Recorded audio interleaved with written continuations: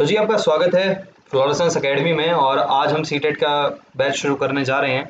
और इसी के साथ आपको बता दें कि रिजल्ट आ गए हैं और इसके कारण सीटेट का रिजल्ट कल रिलीज हो गया है, जो कि है कल क्या थी तारीख, 10 तारीख थी ना, आज तो 10 है, 9 तारीख को रिलीज हो गया है पेपर।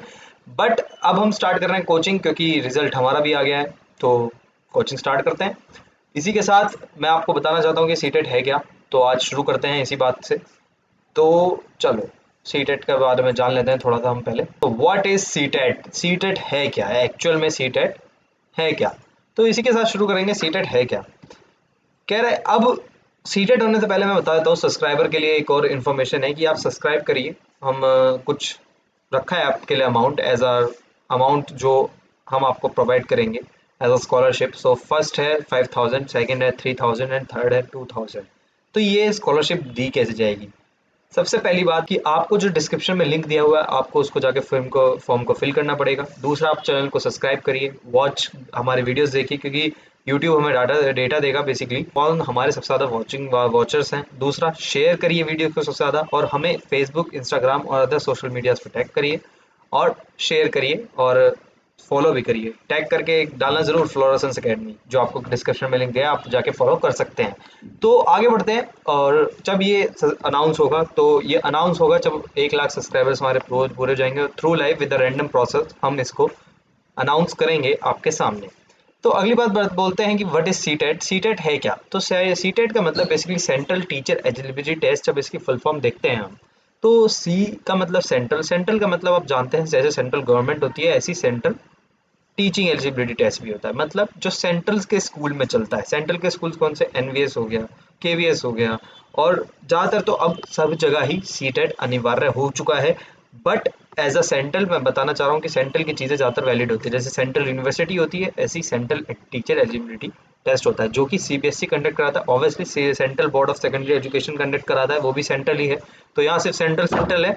और हम सिर्फ सीटेट की तैयारी नहीं कराएंगे, इसके अंदर सारे के सारे स्टेट्स की तैयारी होगी, चाहे वो एमपी टेट है ये हो, या फिर यूपी टेट हो, या फिर वो एमपी टेट हो, या फिर वो हरियाणा टेट हो, कुछ भी हो, जो भी हो, सारे के सारे टेट यहाँ पे शुरुआत करी जाएगी। और ये सब के लिए है ए टू जेड।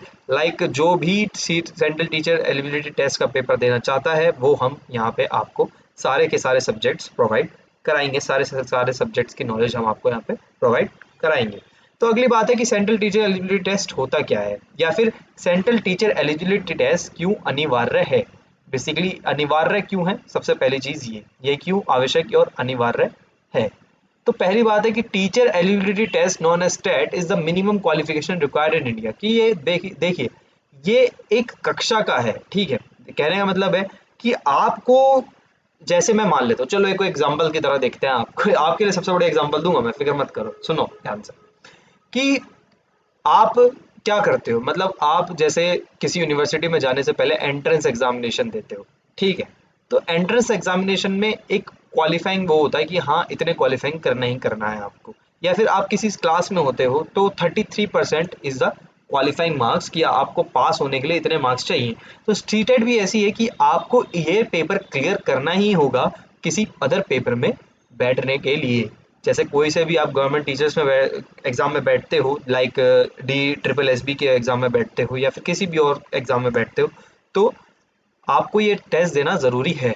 और इसी के साथ हम DSSB की कोचिंग भी शुरू करेंगे, या फिर किसी भी गवर्नमेंट टीचिंग एग्जाम्स की भी तैयारी हम शुरू करवाने वाले हैं अपने इसी चैनल पे। तो हमारे साथ बने रहिए। तो personal for to eligible for an appointment as a teacher for class 1 to 8।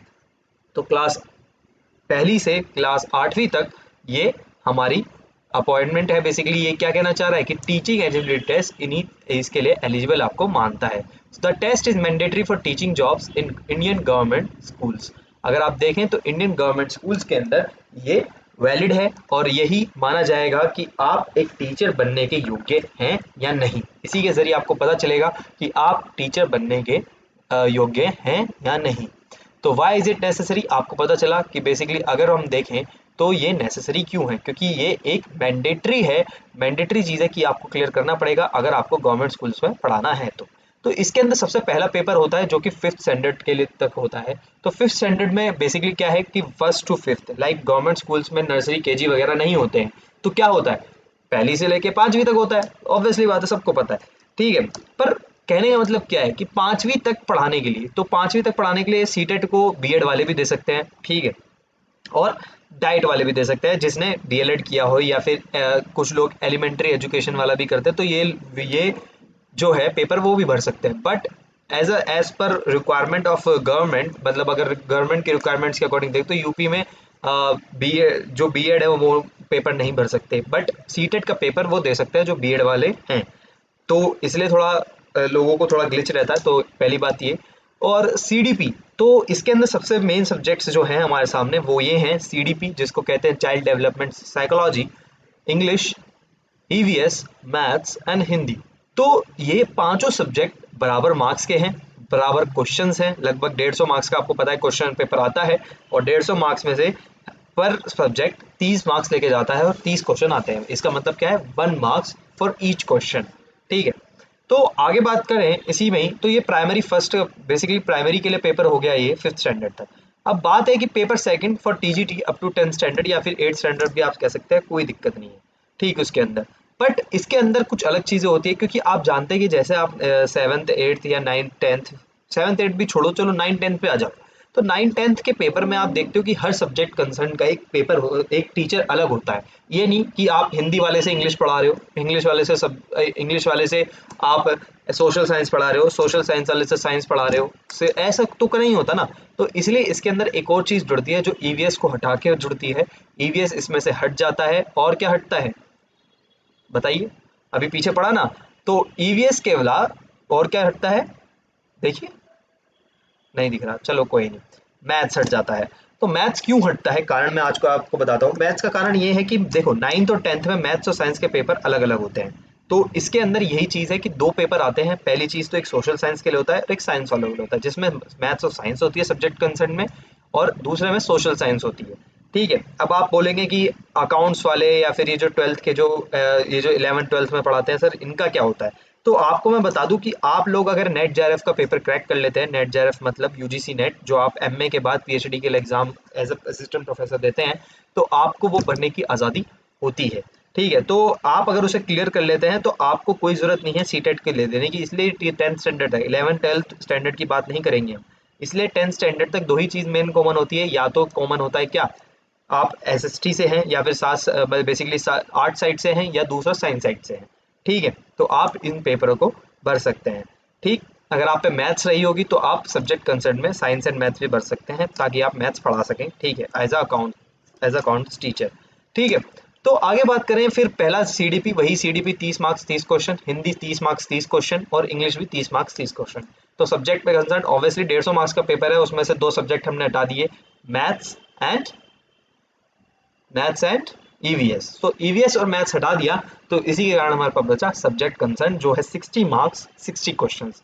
तो 60 मार्क्स 60 क्वेश्चंस में 60 मार्क्स की बेसिकली अगर आप मैथ्स और साइंस चूज करेंगे as a far up to 10th standard, आप साइंस साइड से हैं, तो आपको 60 मार्क्स के 60 क्वेश्चंस वो मिलेंगे आपको उसी सब्जेक्ट से रिलेटेड। दूसरा, आप अगर एसएसटी से भर रहे हैं, या फिर आप कहें कि ह्यूमैनिटीज से भर रहे हैं, सोशल स्टडीज से भर रहे हैं, तो उसके अंदर आपको क्या करना पड़ेगा, आपको सोशल स्टडीज पढ़नी पड़ेगी up to 8th class, up to 10th class, जो आपके लिए नेसेसरी है, ठीक। तो आगे बात करें तो पहली बात कि प्रिपरेशन मटेरियल और स्ट्रेटेजी और फोकस एरियाज हमारे क्या रहेंगे, कि प्रिपरेशन मटेरियल कैसे मिलेगा आपको, स्ट्रेटेजी कैसे रहेगी आपकी, फोकस एरियाज कौन कौन से रहेंगे।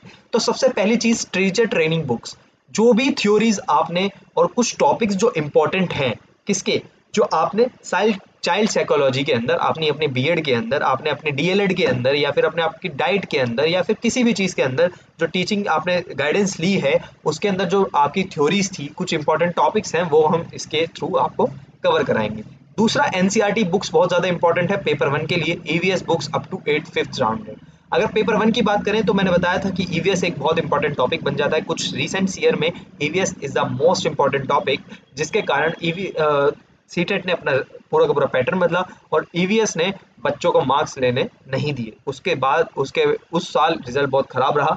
इसी कारण से EVS books up to 5th standard तक मैं बोलूंगा कि आप 5th स्टैंडर्ड तक एनसीईआरटी कवर कराइए, या फिर हम भी आपको ईवीएस पूरी कवर कराएंगे, बहुत डिटेल में नहीं कराएंगे, आराम से कराएंगे, ताकि आप पेपर क्रैक करें, क्योंकि ये सीटेट का पेपर है तो सीटेट में ही ईवीएस मेनली आती है, बाकी उससे ऊपर कभी नहीं आती। ठीक, तो ईवीएस बहुत डिटेल में ज़्यादा नहीं कराएंगे, बहुत लीनियंट, और आपको ऐसा ऐसा पेपर कराएंगे कि आप इजीली 30 आउट ऑफ 30 भी क्रैक कर लोगे ईवीएस के अंदर। तीसरी बात आती है NCERT books for paper second. अगर आप ह्यूमैनिटीज से हैं या फिर साइंस से भी हैं तो आपको छठी से लेके 8वीं स्टैंडर्ड तक लेना है, वरना आप 9th 10th तक भी उसको कवर करके चलिए, क्योंकि बहुत ज़्यादा इंपॉर्टेंट टॉपिक रहते हैं। और ऑब्वियसली ये टॉपिक्स आपको DSSS जैसे पेपर्स में भी हेल्प करेगी, और KVS जैसे और NVS जैसे पेपर्स में भी आपको हेल्प करेगी। अब 3 स्ट्रेटेजी हो गई कि हमने पहले टीचर ट्रेनिंग बुक्स पढ़ ली, एनसीईआरटी बुक्स पढ़ ली, एनसीईआरटी की बुक पढ़ ली ईवीएस की 5th स्टैंडर्ड तक, 1st to 5th, and NCERT की बुक्स पढ़ ली ह्यूमैनिटीज और साइंस की, या फिर 6th से 8th स्टैंडर्ड तक।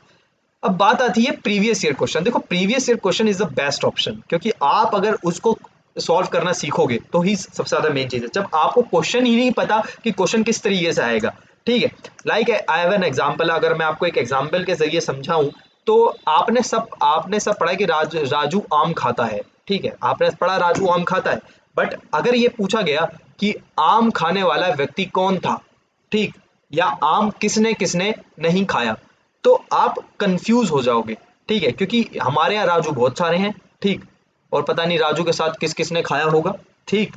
तो सिर्फ इसी चीज के लिए कह रहा हूँ कि प्रीवियस ईयर क्वेश्चन आपको पता होना चाहिए कि क्वेश्चंस किस तरीके से आते हैं, ताकि आपको एक अच्छी लर्निंग मिले, आपको एक अच्छा बैकअप मिले, आपको एक अच्छा एक्सपीरियंस मिले कि हाँ भाई कैसे हमें क्वेश्चंस को करना है। विद द रेलिवेंट एक्सप्लेनेशन आपको हम कराएंगे, सारे के सारे प्रैक्टिस कराएंगे क्वेश्चंस, और विद द ऑप्शंस के हम बताएंगे कि इस ऑप्शंस के साथ कौन सा आंसर फिट बैठेगा।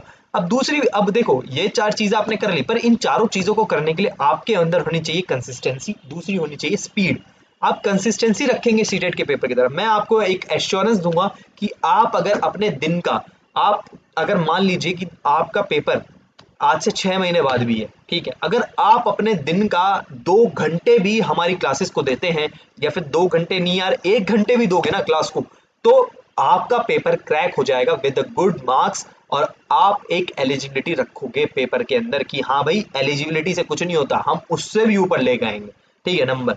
तो ये बेसिकली कंसिस्टेंसी से ही होगा। अगर रोज क्या है, रोज बेसिकली कंसिस्टेंसी रखनी है आपको कि हाँ आज 2 घंटे, कल भी 2 घंटे, परसों भी 2 घंटे, अगले दिन भी 2 घंटे, तो ये है कंसिस्टेंसी। दूसरा है आपकी एफिशिएंसी और स्पीड। जब आप कंसिस्टेंस वे में जाओगे, आप लगातार मैथ्स के क्वेश्चन सॉल्व करोगे, आप लगातार ईवीएस के क्वेश्चन सॉल्व करोगे, तो आपको लगेगा कि पहले दिन जब आपने सॉल्व किया तो आपको एक क्वेश्चन को सॉल्व करने में 1 मिनट लगा, बट आप जब उसको डेली प्रोसेस में डालोगे, अब तुम कुछ काम कर रहे हो, मान लो तुम रोज बॉल फेंक रहे हो, तो तुम्हें एक टाइम बाद ऐसा आ जाएगा कि धीरे धीरे तुम बॉल भी अलग अलग एंगल से डालोगे, और तुम्हारा हाथ इतना फ्रीली मूव करेगा कि तुम्हें टाइम नहीं लगेगा ज्यादा, और स्पीड भी ज्यादा रहेगी। तो क्या है बेसिकली कंसिस्टेंसी किसको इंक्रीज करती है, आपकी एफिशिएंसी को इंक्रीज करती है और स्पीड को इंक्रीज करती है।